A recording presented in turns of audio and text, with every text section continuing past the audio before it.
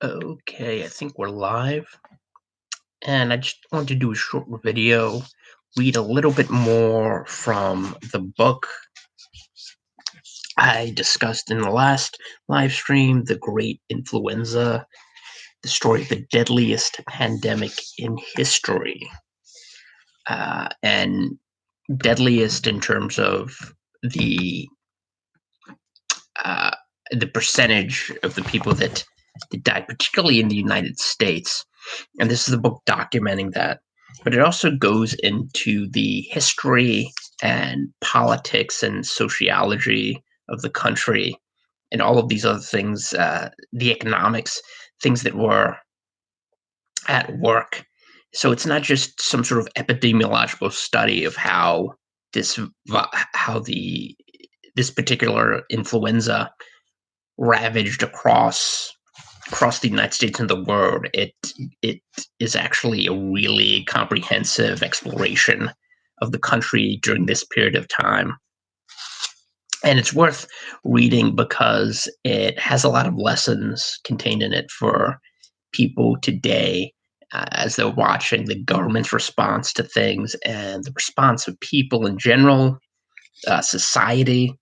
It has a lot of valuable lessons that can be gleaned from this. So, the part I was reading in the last live stream, the Tinderbox. Here's a quote from. Here's an excerpt from that chapter or that portion of the book. Wilson's hardline threatened dissenters with imprisonment. The federal government also took control over much of national life. The War Industries Board allocated raw materials to factories, guaranteed profits, and controlled production and the prices of war materials. And with the National War Labor Board, it set wages as well. The Railroad Administration virtually nationalized the American railroad industry. The Fuel Administration controlled fuel distribution, and to save fuel, it also instituted daylight savings time. So, when you want someone to blame for daylight savings time, you can blame Woodrow Wilson.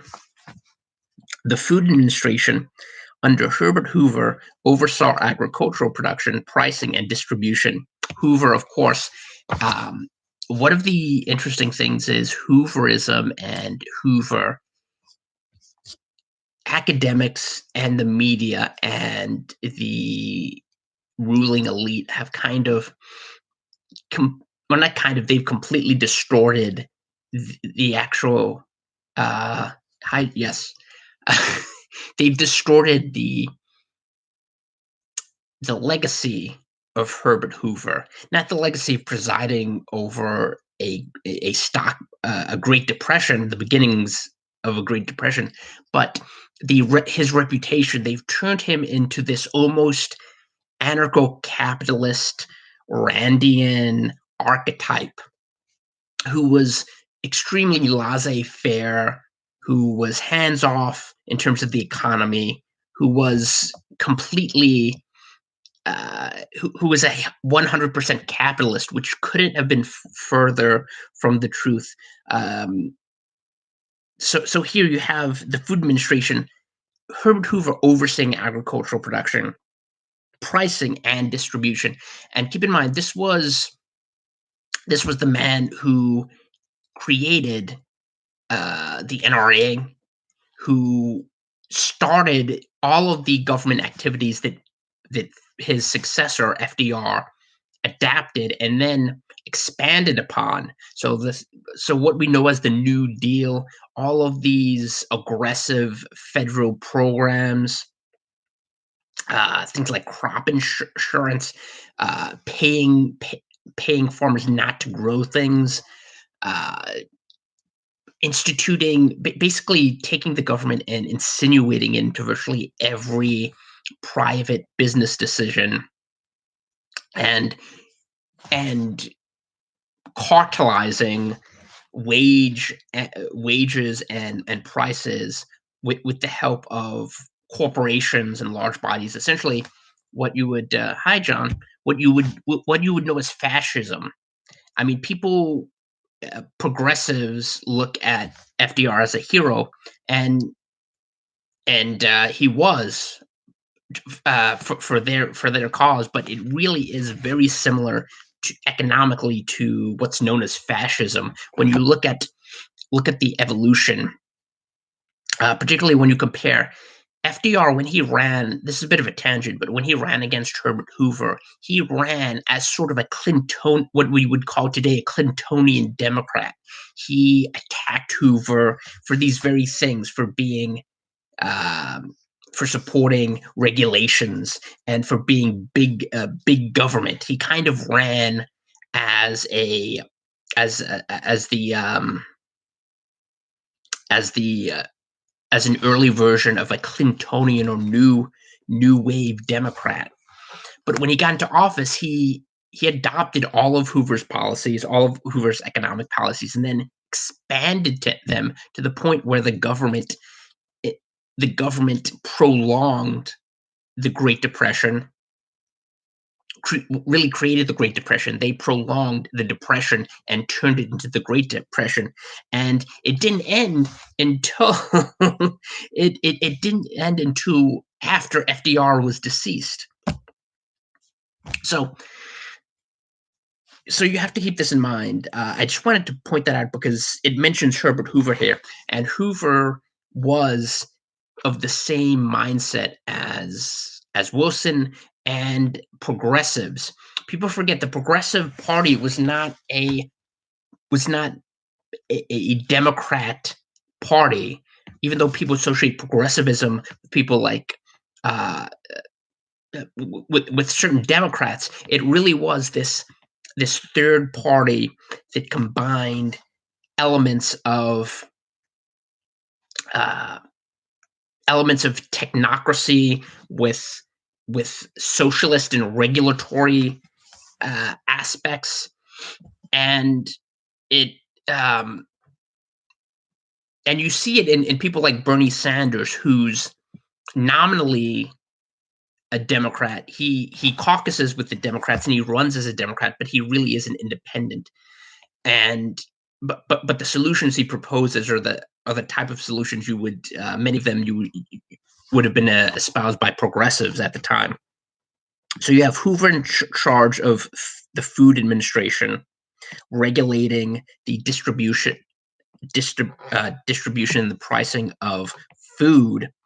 And the government inserted itself into the psyche of America by allowing only its own voice to be heard, by both threatening dissenters with prison and shutting down everyone and shouting down everyone else. And this is what I mean when I say that FDR was kind of a protege of Woodrow Wilson, because he adopted these policies wholesale and he expanded them. Burton Folsom has a great book called New Deal or Raw Deal, where he explores some of these fallacies, popular fallacies about the New Deal and the Roosevelt administration. And if you look at the Roosevelt administration and their economic policies, their regulatory policies, these were simply expansions of ideas that had been implemented first by Woodrow Wilson, particularly after the U.S. entered the First World War, and there was a pretext for him to implement all of these policies. Another good book, if you want to actually learn about the progressive movement and Woodrow Wilson and the antecedents to FDR, is The Warrior and Priest, which is about Theodore Roosevelt and Woodrow Wilson, and it comes at it from a very traditional academic uh, outlook. So he kind of downplays some of the worst aspects of the Wilson administration, but it's interesting from a historical perspective. Another book by Andrew Napolitano, which I think the subtitle is how Roosevelt and Wilson undermined constitutional governance, but it's called Theodore and Woodrow, and that's an avowed polemic. So he goes at them both hammer and tongs, but it's a great book because it explains how disastrous these policies, the whole progressive movement was for the United States, and it shows the beginnings of what over the course of the past century has become the dominant political political mode in the United States. Morgenthau said, "We tried spending money. We are spending more than we have ever spent before, and it does not work." It's true. Even FDR, even people who were working for FDR acknowledged that his policies were a failure, that his economic policies, they did not work. And people say that World War II was what actually got us out of the depression. What they're saying is that um, there was not full employment until we got involved in a global war.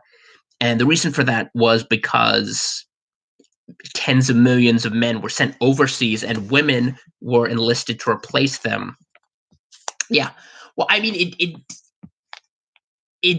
it ended unemployment, but the economy did not grow; it shrank. The thing is, it ended it through rationing. Like there was you didn't have millions of men looking for work because they were sent to Europe or Japan. But the actual economic recovery did not happen until they returned. And the funny thing is, once they returned, no, the New Deal, particularly, and you see this particularly after Truman, during the Eisenhower administration, but also even before that, once they returned, these policies, and in fact, a lot of the policies that Truman wanted to implement were thwarted by the Republican Congress. So one of the reasons you saw such a huge economic recovery was because the New Deal policies were being gradually set aside, or at least not expand. If the U.S. had tried to perpetuate and expand the New Deal successfully under Truman and his successors, then the Great Depression would have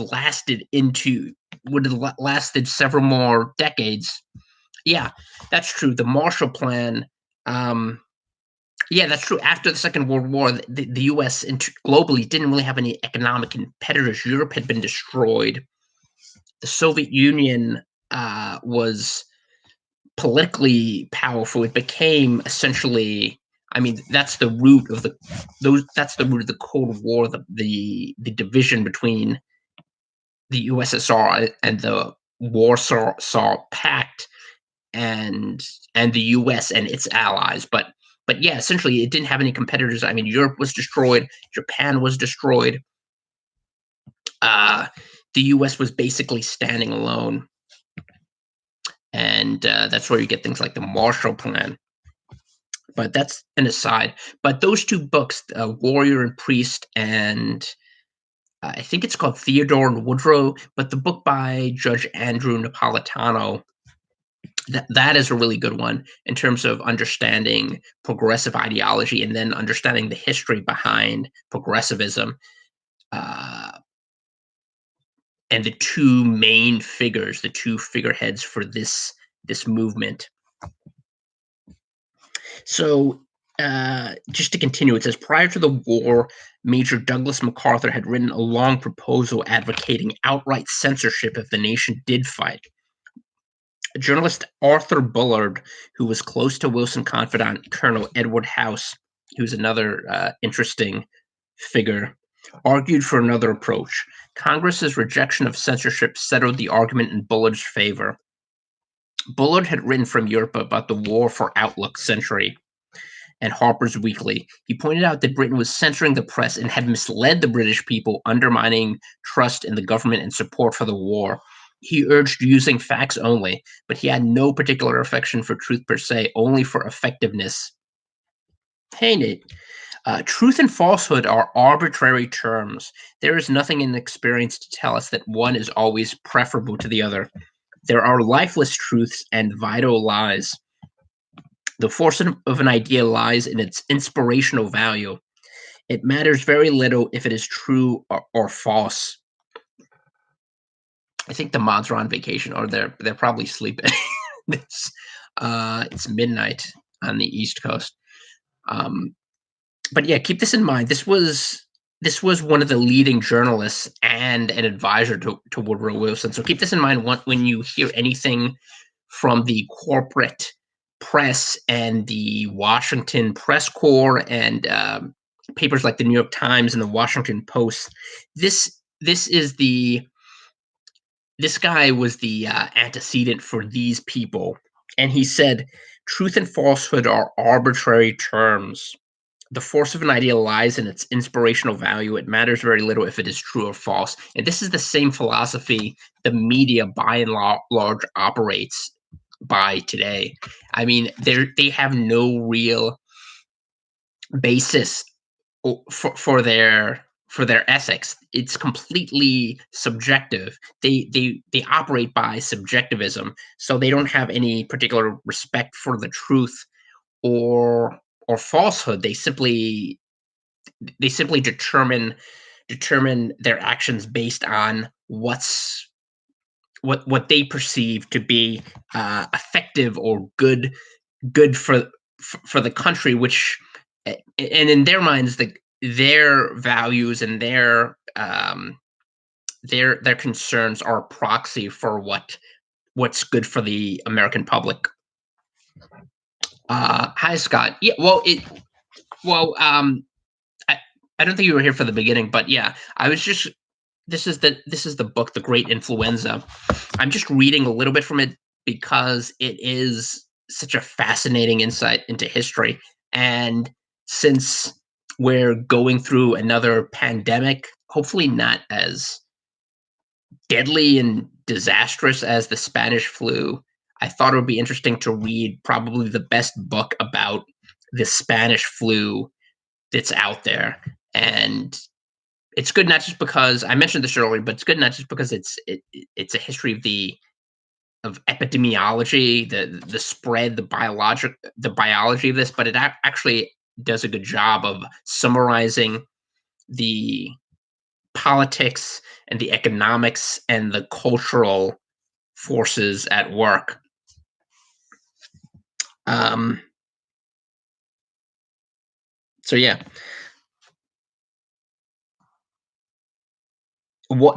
he continues. One outgrowth of the progressive era of the emergence of experts in many fields was the conviction that an elite knew best. Now, this I'm going to focus on this and probably wrap up because this is the one of the main takeaways from this book. Typically, Lippmann later called society too big, too complex, quote unquote, for the average person to comprehend. Since most citizens were mentally children or barbarians, keep in mind this is the guy who's the editor of Time magazine. Self-determination is only not Time magazine. That was Henry Luce. But he said society was too big, too complex, and that people were mentally children. Self-determination is only one of the many interests of human personality. Lippmann urged that self-rule be subordinated to quote unquote order, rights, prosperity. Now, he's saying it should be subordinated. This is a great book. I would urge, I mean, anyone, if they have the chance, they should get this book. Not just because there's a plague rampaging across the globe, but like I said, it's a fascinating book. If you're interested at all in American history, it's worth reading. So, okay, Lippmann urged that self-rule should be subordinated to order, rights, and prosperity. And this the irony that he's saying that self-rule, in other words, individual rights, should be subordinated to quote unquote rights, whatever that means. The day after receiving the memo, Wilson ordered Executive Order 2594, creating the Committee on Public Information, the CPI, and named George Creel its head. And this is the guy I talked about in the last video, George Creel. He's become synonymous with public disinformation and propaganda. Creel was passionate, intense, handsome, and wild. Once, years after the war and well into middle age, he literally climbed onto a chandelier in a ballroom and swung from it. He intended to create one white-hot mass with fraternity, devotion, outrage, and deathless determination. To do so, Creel used tens of thousands of press releases and feature stories that were routinely run unedited by newspapers. Now, keep this in mind when you hear about revelations that a newspaper or a Hollywood production company, uh, a director used material, just ran material they got directly from the CIA or the Pentagon without any sort of review, just basically served as a press liaison for the CIA or the NSA without disclosing that. And this is what I uh, I thought of this when I was reading this story from the Hollywood Reporter, where they basically interviewed everyone who worked on Homeland, the cable show about the CIA and a CIA agent and the war on terror. And you read this interview, which is a couple of pages long, and they openly admit how they collaborated with all of these agencies, and there was nothing in their minds where they actually questioned whether they should whether they should be just just spreading propaganda under the guise of art. They even talk about Julian Assange and how much they hate Edward Snowden. They had a call, some sort of Skype call, I think, from Edward Snowden, and they talk about how much they hate Edward Snowden. And they even talk about the Trump administration, and they allude to the attempt to basically mount a coup from the time he was a presidential candidate all the way through his first 2 years in the White House. So, I mean, when you hear about these things, you should keep in mind that this is nothing new. That Creel used tens of thousands of press releases and feature stories that routinely run unedited by newspapers. So this was something that was happening uh, a century ago, over a century ago, over 100 years ago. This is something that um, 3 Minutes to Midnight. I'd never heard of that book. I've heard of Stephen Hatfield. I haven't heard of that book. Creel also created a force of 4 Minutemen. Their number ultimately exceeded 100,000, who gave brief speeches before the start of meetings, movies, vaudeville shows, and entertainment of all kinds. Just imagine going to the movie and having someone who's um, basically a government apparatchik giving a speech before you see uh, before you I was trying to think of a movie that's in theaters now, but I haven't. Fast and Furious 8. Just imagine sitting there and listening to a government apparatchik give a speech before one of these showings. Um, Bourne sadly observed all this intellectual cohesion, herd instinct, which seemed abroad so hysterical and so servile, comes to us here in highly rational terms. This is a great description of what was happening, and you can even see it now starting to this burgeoning herd instinct is a great great response when you see people, especially on social media, hectoring anyone who's not in lockstep intellectually behind their proposed solutions of permanently quarantining people, stopping the economy, um, suspending the parts of the Bill of Rights.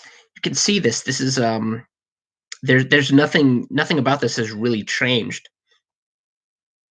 Creel began intending to report only facts, if carefully selected ones, and conducting only a positive campaign, avoiding the use of fear as a tool. But this soon changed. The new attitude was embodied in a declaration by one of Creel's writers that, inscribed in our banner, seen above the legend, "Truth is the noblest of all mottos. We serve." They served a cause. One poster designed to sell Liberty bonds warned, "I am public opinion. All men fear me. If you have the money to buy and do not buy, I will make this no man's land for you." So, in other words, trying to intimidate people, trying to browbeat them and coerce them socially into buying Liberty bonds. Another CPI poster asked, "Have you met this Kaiserite? You find him in hotel lobbies, smoking compartments, clubs, offices, even homes. He is a scandal monger of the most dangerous type. He repeats all the rumors, criticism, and lies he hears about our country's part in the war. He's very plausible. People like that. Through their vanity or curiosity or treason, they are helping German propaganda sow the seeds of discontent. Discontent. Songs that might hurt morale were prohibited. Raymond Fosdick, a student of Wilson's at Princeton and board member and later president of the Rockefeller Foundation, headed the Commission on Training Camp Activities. The commission banned such songs as "I Wonder Who's Kissing Her Now" and venomous parodies such as "Who Paid the Rent" for Mrs. Rip Van Winkle, along with questionable jokes and other jokes, which, while apparently harmless, had a hidden sting which leave the poison of discontent and worry and anxiety in the minds of the soldiers and cause them to fret about home. The songs and jokes were the culmination of letter writing propaganda instigated by the Huns, in which they told lying tales to the men of alleged conditions of suffering at home. And Wilson gave no quarter. To open a Liberty Loan drive, Wilson demanded force, force to the utmost, force without stint or limit, the righteous and triumphant force, that's with a capital F, which shall make right the law of the world and cast every selfish dominion down in the dust. That force would ultimately, if indirectly, intensify the attack of influenza and undermine the social fabric. A softer path that Wilson also tried to lead the nation down would mitigate, but only somewhat, the damage. So just think about this. This is very similar for those of you who've read about what happened in Cuba under Fidel Castro and his lead henchman Che Guevara. Guevara was the lead executioner at La Cabana prison, and Humberto Fontova talks about this in his books about Fidel Castro and Che. He describes, one of the things he describes is how Che attacked any sort of music or art that dissented from communist ideology and fidelity to Castro. So he imprisoned people who sang rock and roll, musicians, anyone with long hair, hippies, the equivalent of hippies at the time in Cuba, anyone who was dissenting, even not even mounting a political or military challenge, but just writing song lyrics that criticized. He had them thrown into prison and sometimes executed. And this was something that was, and if you read the descriptions of these purges, they resemble, they're almost identical to what you find happening during World War I under President Wilson. Anyway, that's just a little bit from the Great Influenza. I think I might do, I don't know if I'll do another video using that, but it's a great book. I would recommend it to anyone who's interested, not just interested in viral outbreaks or mass panic, but American history in general. It's just very interesting, worthwhile book. Anyway, thanks everyone who came. John, Jonathan, Nate, Scott. I appreciate it. And I will see you next time.